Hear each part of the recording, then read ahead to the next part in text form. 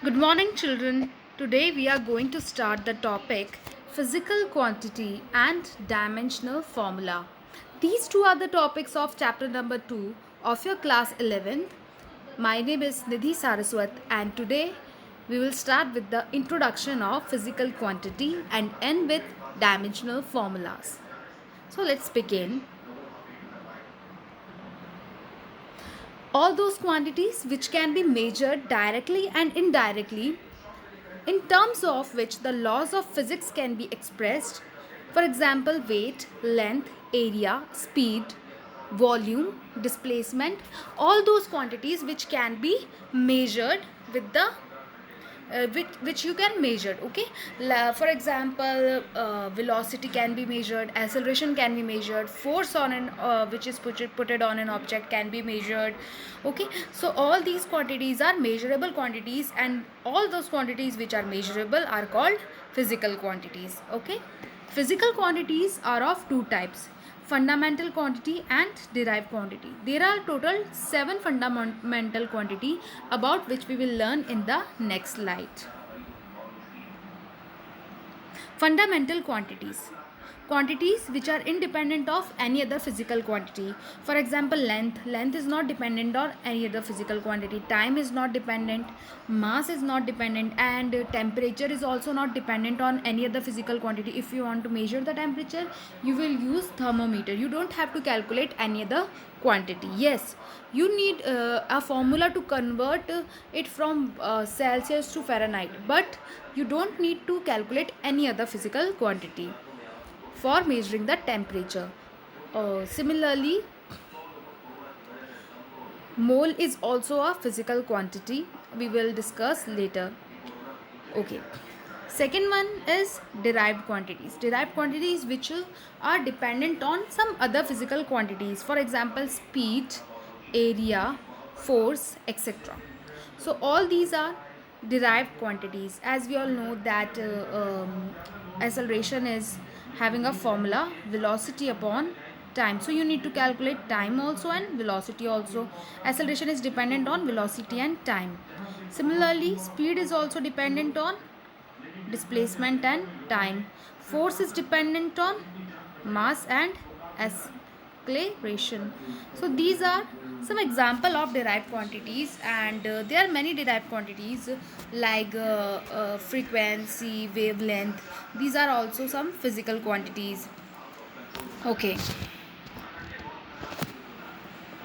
physical quantities. After physical quantities, we will discuss physical units. What are physical units? Let's say if you are talking about the weight of any object, then if the weight is 5 kg or 5 gram, if the weight is 5 kg or 5 gram, then here the kg and then there the here the kg and the gram are the physical units. Okay, if you are talking about the time and you say that 5 second or 5 minutes, so here the units are 5 second and minute. So according to the unit, the amount of any physical quantity varies also, and physical unit actually give an identity to the magnitude of that physical quantity. For example, for force you use Newton, for pressure you use Pascal. Okay, physical quantities are also of two types: fundamental and derived quantities. Fundamental units are the units of fundamental quantity. Like I have discussed with you that fundamental quantities are length, mass, time, temperature, etc. These there are 7 quantities we will be discussing soon. So all the units which are having relation with these quantities are fundamental units. Similarly, the derived units are the units for derived quantity. For example, Newton for force, Pascal for pressure. Okay, Hertz for frequency, and okay, let's come to the next slide. There are 7 fundamental quantities, and here we are discussing about in System International A. System International A is a system which is used worldwide for measurement. There are many kind of system, but we are here discussing only the system internationally. There's a CGS system also, and there are many different kind of systems, but the most specifically used system is internationally. Okay, so here are the 7 basic physical quantities about which we were discussing in the later videos. These are length. The symbol for this is for the length basic unit is m, which is meter. For mass we have the SI unit kilogram, and the symbol is kg. For time we have second, and the you can see that the symbol is SEC. Similarly, electric current have ampere, temperature have Kelvin represented by capital K, luminous intensity have candela CD, and quantity of matter have mole. So these are the basic physical quantities, 7 basic physical quantities which we generally discuss. Okay, see the next slide. Supplementary SI units. Supplementary SI units are those units which are associated with the angle. There are 2 kind of angles, the plane angle and the solid angle. If you are discussing about some 2D structure, then you will study the plane angle. And if you are studying about some 3D structure, for example, this is a sphere and you have made an angle here. It is a square. It is a sphere. So the angle which will be forming in this 3D structure, in this 3D structure, let's say this is a 3D structure. So the angle associated with this 3D structure here will be pterodyne, and it's have a symbol SR. Okay, and for the angle for 2 which is made in 2D 2 dimension, the symbol is RAT. Okay, dimensional formula. Okay, so the most important topic of this session is dimensional formula. Dimensional formula is used to represent the physical quantities present in any kind of derived quantity or a physical quantity. How we represent it? We represent it by showing the fundamental quantities which are present in that physical quantity. For example, if we discuss about say velocity, if we discuss about velocity, so velocity is distance upon time.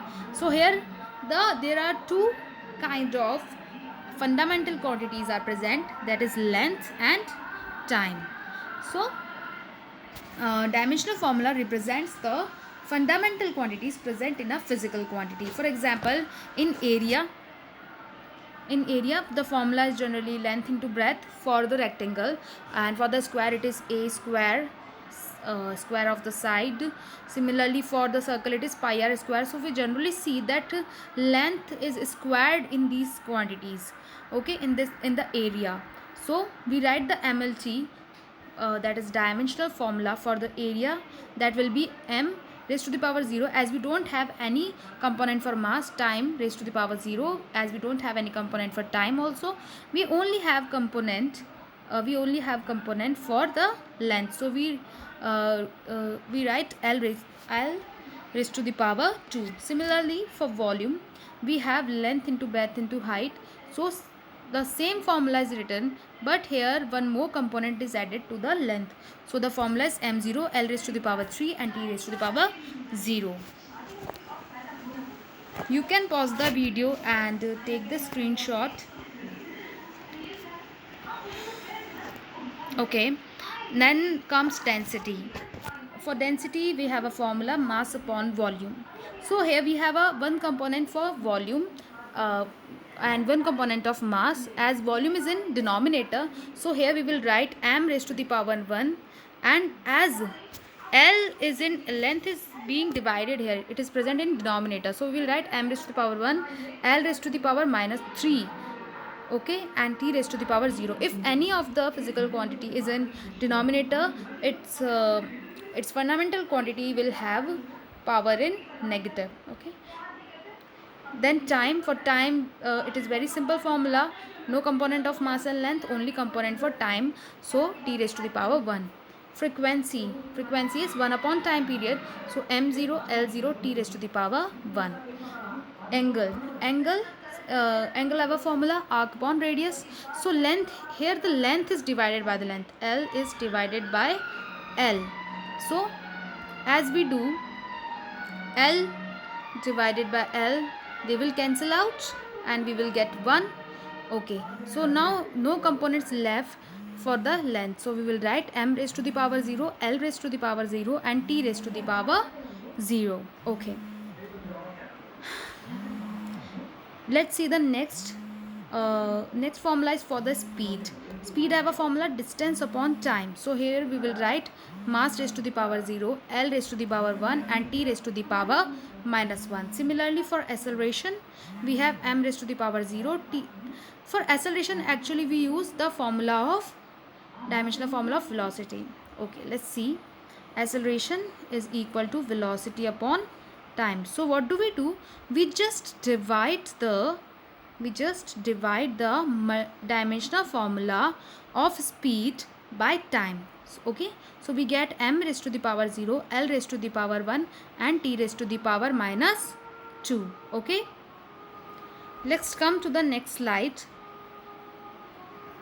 In the next slide you can see here it is momentum. Okay, so for momentum we have a formula, mass into velocity. It is very easy to calculate it. Okay, what you have to do, you just have to add a component of mass in the formula of velocity. We have a formula for velocity, m0 L raised to the power 1 and t raised to the power minus 1. You can see in the last slide. Here it is, m raised to the power 0, m raised to the power 0, L raised to the power 1 and t raised to the power minus 1. Momentum is mass into velocity, so we just put we just add 1 to the power of m. So here we have a formula, m raised to the power 1, L raised to the power 1 and t raised to the power minus 1. Okay, similarly for force we have mass into acceleration. So for acceleration we know that we have to divide we have the formula m raised to the power 0, L raised to the power 1, t raised to the power minus 2. So we will just add one more component of mass in the formula for force. Okay, in the last slide we have already seen the formula for acceleration. You can see it. Okay, it is here. It is m raised to the power, it is, what is the formula for acceleration? M raised to the power 0, L raised to the power 1 and t raised to the power minus 2. Okay, so we have to add only one component for the mass. Okay, the next formula is for work done.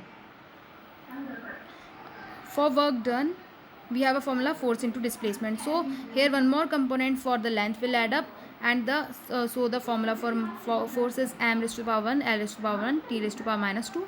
We will just add 1 with this component and we will get the formula m raised to the power 1, L raised to the power 2 and t raised to the power minus 2. Similarly for energy, the work done and energy have the same units, that is joule, and work done is also a form of energy. Okay, amount of work done is energy. How much work is done on an object, that is energy. Okay, so both of them have same dimensional formula. Then comes formula for power. Power is work divided by time. So we just have to divide this dimensional formula with time and we will get m raised to the power 1. Again the time is in denominator, so the power will increase in minus sign.